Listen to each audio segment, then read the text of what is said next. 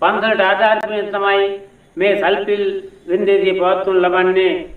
සල්පිල් අතර වාරේ දෙවස් කතර මුද්‍රා නාට්‍යයකුත් පෙන්වීමට කටයුතු සූදානම් කර තිබෙනවා.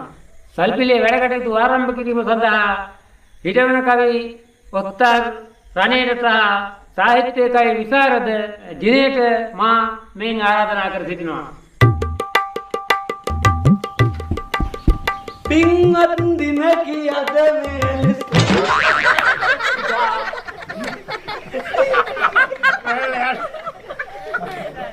මරණාධාර සමිතියේ භාණ්ඩාගාරිකතුමනි අවසරයි.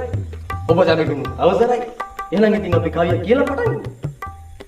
මරණාධාර සමිතියේ පින් අතේ වැඩක් ඒ උනාට යටින්ගේම දෙයිද සරත් හොඳ ගති තියෙන හොඳ මිනිහෙක් අපේ සරත් අනේ ඉතින් අපි දන්නේ නැති පොරනේ සරත් සල්පිල පටන් ගමු. ඔන්න ඔය කෙලෙවරින් ඉඳලා පිළිවෙලටම බොට් ටික හදලා දෙනවා කිව්වේ. කෙලෙවරින් තමයි පටන් ගන්නකො. මුලින්මිනි සොබියක්. කරුණට පවුල එපාරද? දෙයියනේ කියලා සොබියක් කර තියන්න බාන්න ලන්සුවක්. අපි ඔබේ සොබියක් කන්නේ සල්පිල් බාණ්ඩයක් නෙමෙයි. ගණන් හිලව ටික හදන්න ඉතින් අන්න සොබියක් අත් ගියා. ඔන්න ඔය කෙලෙවරින් තියෙන පාසලේ ගන්න පතට.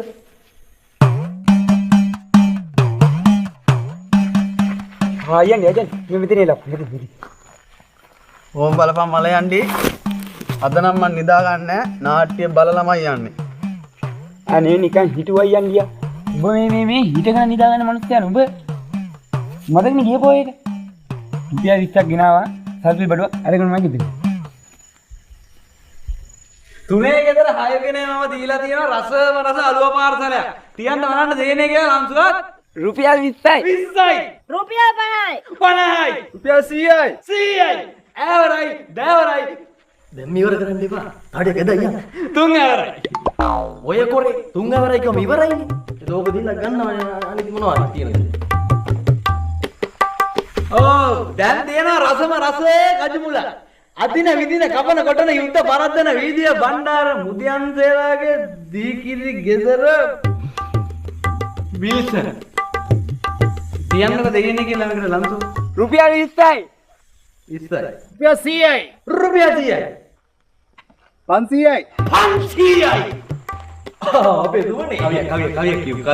ගන්නට හිතුණ දෝසුමනිට මේ කජුමුල වඩිය පැහැෙනවා ඕකගේ ඇල පාමුල අනේ ගනින් මල්ලි සල්ලි දීලා රස කජුමුල වඩියට දැම්මෝතින් පදමට එනවනේ ගොල තියාගන්න කජුමුල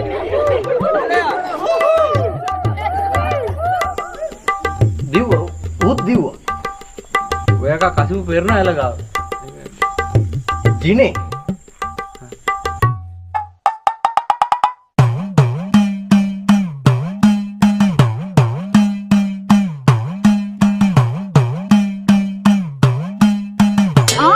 මං දැනගත්තා අලුත්ම සරමක් ඇඳන් ඒ දිනල්ල මල්ලේ ඇවිල්ලා ඇති කියලා.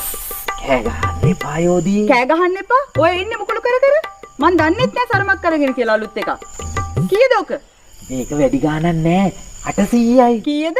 800යි බෝල රුපියල් 800යි. කජුවල වටිනාකම දන්න අනර්ග මිනිස්සෙක්. ඇවරයි දෑවරයි 3 ඇවරයි. ඒක අවුලන්නේ අඩ දීලා 3 ඇවර කරා.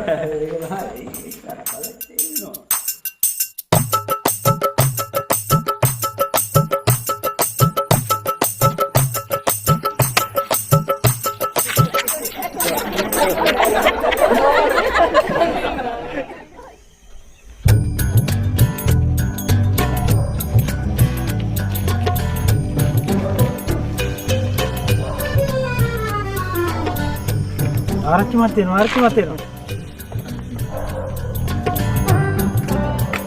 අනේ මේ වෙලාව ආරච්චි මහත්තයත් මේ ස්ථානෙටපත් වුණා. ආරච්චි මහත්තයා ඇයි ගත්තන? ආන්ගේ බය තියාගනි. ආරච්චි මහත්තයෝ මරණාධාර සමිතිය කියන්නේ ගමකට බොහොම වටිනා සම්පත. නැතුවම බැරි දෙයක්. මොකද අපේ මරණය කියන එක කොයි වෙලාවකද කියලා අපිට කියන්න බෑ. කවියකින් කියමුද? ආවත් මහත්තයෝ. මරණය අපේ කොයි මොහොතේද කියනු බැරි ඊගාවට ආරච්චිද වෙන්ට බැරි සල්පිල් බඩු විකුණුතින් තමයි හරි රන්නේ ඔයත් මට දීලා ගියොත් හරි නේ